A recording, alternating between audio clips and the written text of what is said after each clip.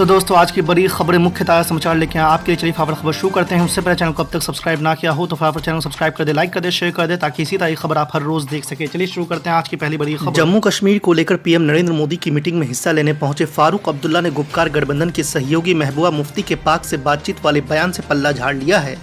दिल्ली पहुंचने पर फारूक अब्दुल्ला ने महबूबा मुफ्ती के बयान को लेकर कहा कि हमें पाकिस्तान के बारे में बात नहीं करनी है बल्कि अपने वतन को लेकर चर्चा करनी है। फारूक अब्दुल्ला ने कहा कि हमें अपने वतन से ही मतलब है और उसके पीएम से ही बात करने के लिए हम यहां आए हैं। हालांकि फारूक अब्दुल्ला ने यह बताने से इनकार कर दिया कि वो पीएम की मीटिंग में किस मुद्दे पर बात करेंगे। आपको बता दें कि फारूक अब्दुल्ला ने एक न्यूज़ चैनल से बातचीत में पीएम नरेंद्र मोदी की ओर से मीटिंग में बुलाए जाने का भी स्वागत किया। फारूक अब्दुल्ला ने कहा है कि यह देर से आने लेकिन दुरुस्त आने जैसा है। दूसरी बड़ी खबर, आपराधिक मानहानि के एक मुकदमे में गुरुवार को सूरत के एक मजिस्ट्रेट अदालत में पेश हुए कांग्रेस के पूर्व अध्यक्ष राहुल गांधी ने अपना बयान दर्ज कराते हुए माफ़ी मांगने से इनकार कर दिया है। आपको बता दें कि 2019 लोकसभा चुनाव के दौरान मोदी सरनेम पर विवादित टिप्पणी करने वाले कांग्रेस सांसद ने कोर्ट से कहा है कि वो व्यंग कर रहे थे। साथ ये भी कहा है कि उन्हें अब इसके बारे में बहुत कुछ याद भी नहीं है। मीडिया रिपोर्ट्स के मुताबिक राहुल गांधी ने कोर्ट में कहा है कि मेरा इरादा किसी समुदाय को निशाना बनाने का नहीं था, मैं सिर्फ चुनाव के दौरान व्यंग कस रहा था, मुझे इसके बारे में अधिक याद भी नहीं है। बताया जा रहा है कि राहुल गांधी के वकील ने यह भी कहा है कि उनके मौकिल माफ़ी नहीं मांगेंगे। आपको बता दें कि मामले की अगली सुनवाई 11 जुलाई को होगी। तीसरी बड़ी खबर, आंध्र प्रदेश में कोरोना के बीच भी 12वीं की परीक्षा अभी तक रद्द न किए जाने को लेकर सुप्रीम कोर्ट ने गुरुवार को राज्य सरकार को चेतावनी देते हुए कहा कि अगर एक भी छात्र की मौत होती है तो उसे 1 करोड़ रुपए का मुआवजा देना होगा। जी आपको बता दें कि केंद्र और बाकी राज्य की ओर से 12वीं की परीक्षा रद्द किए जाने के बावजूद आंध्र में परीक्षाएं करवाने पर सुप्रीम कोर्ट ने सवाल उठाए हैं। आपको बता दें कि जस्टिस AM खानविलकर और दिनेश महेश्वरी की पीठ ने कहा कि अगर एक भी छात्र की मौत होती है तो हम 1 करोड़ रुपए का मुआवजा देने का आदेश देंगे। आपको बता दें कोर्ट ने कहा कि जब बाकी बोर्ड परीक्षाएं रद्द कर चुके हैं तो आंध्र प्रदेश क्यों खुद को अलग दिखाना चाहते हैं। चौथी बड़ी खबर, किसान आंदोलन का नेतृत्व करने वाले नेताओं में से एक राकेश टिकैत ने केंद्र सरकार पर तीखा हमला बोला है। राकेश टिकैत ने केंद्र सरकार पर किसानों से बातचीत न करने का आरोप लगाया है। उन्होंने कहा है कि वो किसानों को अनसुना कर रही है और उसे ऐसा करते हुए शर्म भी नहीं आ रही है। आपको बता दें कि राकेश टिकैत ने कहा कि ये 4 लाख ट्रैक्टर और 25 लाख लोग यहाँ हैं। यह ट्रैक्टर इसी देश के हैं, अफगानिस्तान से नहीं आए हैं। हम पिछले 7 महीनों से शांतिपूर्ण तरीके से विरोध कर रहे हैं। क्या सरकार को इतनी शर्म नहीं है कि वो सुने किसानों का क्या कहना है। पांचवी बड़ी खबर, शरद पवार की ओर से गैर कांग्रेसी और गैर भाजपा दलों की मीटिंग को लेकर शिवसेना ने तंज कसा है। महाराष्ट्र में शरद पवार की पार्टी NCP संग सरकार चला रही शिवसेना ने कहा है कि इस मीटिंग को जितना मीडिया हाइप दिया गया उस हिसाब से कुछ भी फायदा नहीं हुआ है। आपको बता दें कि शिवसेना के मुखपत्र सामना में लिखा गया कि राष्ट्रमंच के नाम से विपक्षी दलों के एक समूह की मीटिंग दिल्ली में शरद पवार के घर पर बुलाई गई थी, लेकिन इस मीटिंग का नतीजा कुछ भी नहीं निकला जितना कि मीडिया ने इसे हाइप दिया था। यही नहीं, अखबार ने लिखा है कि पीएम नरेंद्र मोदी और बीजेपी के विरोध के नाम पर कुछ ही नेता इस मीटिंग में इकट्ठा हुए थे। छठी बड़ी खबर, बुजुर्ग के साथ मारपीट और दाढ़ी काटने के वायरल वीडियो मामले में ट्विटर के MD आज सुबह 10:30 बजे लोनी बोर्ड कोतवाली में अपने वकील के साथ हाजिर होंगे।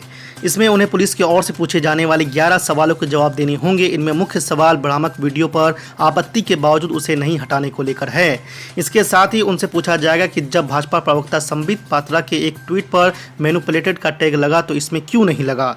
इसके अलावा पुलिस ये भी जानने का प्रयास करेगी कि इस भ्रामक वीडियो पर कितने लोगों ने रिपोर्ट की और इस रिपोर्ट के आधार पर ट्विटर ने क्या कार्रवाई की। सातवीं बड़ी खबर, पूरे देश भर में अपनी पार्टी ऑल इंडिया मजलिस इत्तेहादुल मुस्लिमीन के विस्तार की योजना में लगे असदुद्दीन अवैसी का फोकस उत्तर प्रदेश में होने वाले आगामी विधानसभा चुनावों पर है।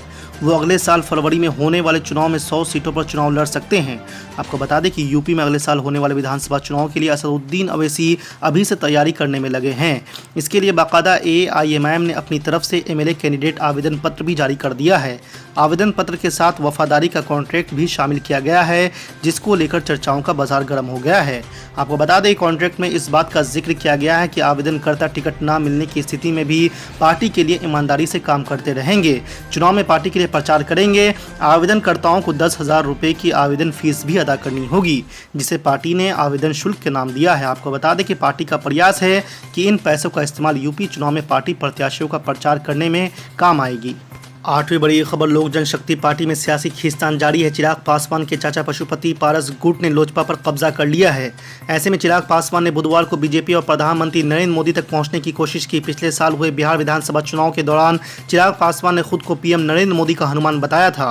आपको बता दें कि समाचार एजेंसी एएनआई से बात करते हुए लोजपा सांसद ने कहा कि हनुमान का वध होने पर यदि राम चुप रहे तो ये ठीक नहीं है। उन्होंने कहा कि सतयुग के समय से लेकर आज तक रामायण में देखा गया है कि हनुमान जी ने हर कदम पर भगवान राम का साथ दिया है। चिराग पासवान ने कहा कि हर कदम पर हनुमान भगवान राम के साथ चले और उसी तरह हर कदम पर उनकी पार्टी लोजपा हर छोटे बड़े फैसलों पर नरेंद्र मोदी जी के साथ खड़ी रही। हर फैसले पर भाजपा के साथ मजबूती से खड़े रहने वाले हनुमान की लोजपा पर जब आज संकट की घड़ी आई तो उम्मीद थी कि राम हस्तक्षेप करेंगे और किसी तरह इस विवाद को सुलझाने की कोशिश करेंगे, लेकिन बीजेपी की चुप्पी ने मुझे दुखी जरूर कर दिया है। फिर भी मैं कहूँगा कि मुझे पीएम नरेंद्र मोदी पर पूरा भरोसा है कि वो स्थिति को नियंत्रण में कर लेंगे।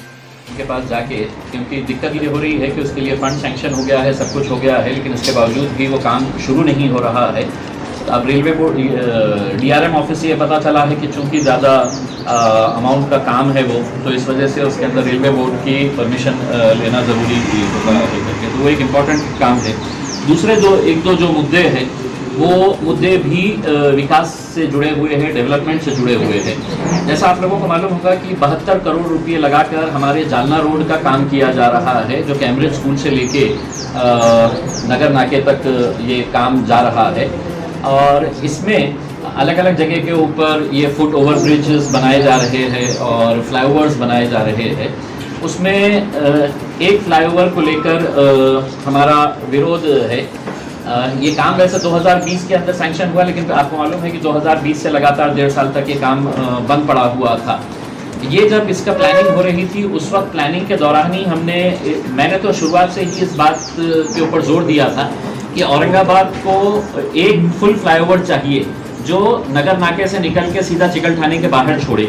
लेकिन पिछले जो भी सत्ता के अंदर थे या जो भी नेता लोग थे, उनकी एक दूरदृष्टि नहीं होने की वजह से उन्होंने टुकड़ों टुकड़ों के अंदर हमको अलग एक 2-4 फ्लाईओवर्स दे दिए। अभी 2 दिन पहले मैं जब पूना से वापस आ रहा था, अहमदनगर जैसे शहर के अंदर पूरा शहर से बाहर निकलने वाला एक फ्लाईओवर अलॉट किया गया है। नासिक के अंदर सेम वैसा ही है। हैदराबाद के अंदर 19 किलोमीटर का फ्लाईओवर है और हमको जब फ्लाईओवर दिया जाता है तो टुकड़ों टुकड़ों के अंदर दिया जाता है, जबकि होना ये चाहिए था कि हमको भी एक फुल फ्लाईओवर देना चाहिए। अब ये इनकी प्लानिंग जब हमने देखे तो पहले ही मतलब इस NHAI के ऑफिशियल्स के साथ हमने ये मांग किए थे कि आप चिकलठाने के आगे जितने भी जहाँ पर भी जो जंक्शंस है, चाहे वो आकाशवाणी का जंक्शन हो या अमरप्रीत का जंक्शन हो, वो वहाँ पे सबसे ज़्यादा कंजेशन होता है। 2 शहरों को जोड़ने वाला जंक्शन है, एक जो उस तरफ जाता है गारखेड़ा सतारा बीड़ बाईपास की तरफ जाता है और एक औरंगाबाद, तो एक इम्पॉर्टेंट जंक्शन है। फ्लाईओवर वहाँ पे होना चाहिए, लेकिन उस वक्त तैयार होने के बावजूद न जाने क्या ऐसी बात आई थी कि मतलब ये फ्लाईओवर एयरपोर्ट के सामने शिफ्ट कर दिया गया है। अब मुझे इस बात की पर्सनली खुशी है कि कुछ दिन पहले हमने डिविजनल कमिश्नर के साथ बैठे, उनको पूरी हर चीज़ बताई और डिविजनल कमिश्नर साहब ने खुद ने ये बात माना है कि मैंने इतना स्ट्रांगली इसको अपोज किया था कि ये एयरपोर्ट के सामने नहीं होना चाहिए और ये यहाँ पे होना चाहिए। तब सुना है NHAI ऑफिशियल्स ने बताया था कि अगर ये इस तरह का रहेगा तो हम वो प्रोजेक्ट ही कैंसिल कर देंगे।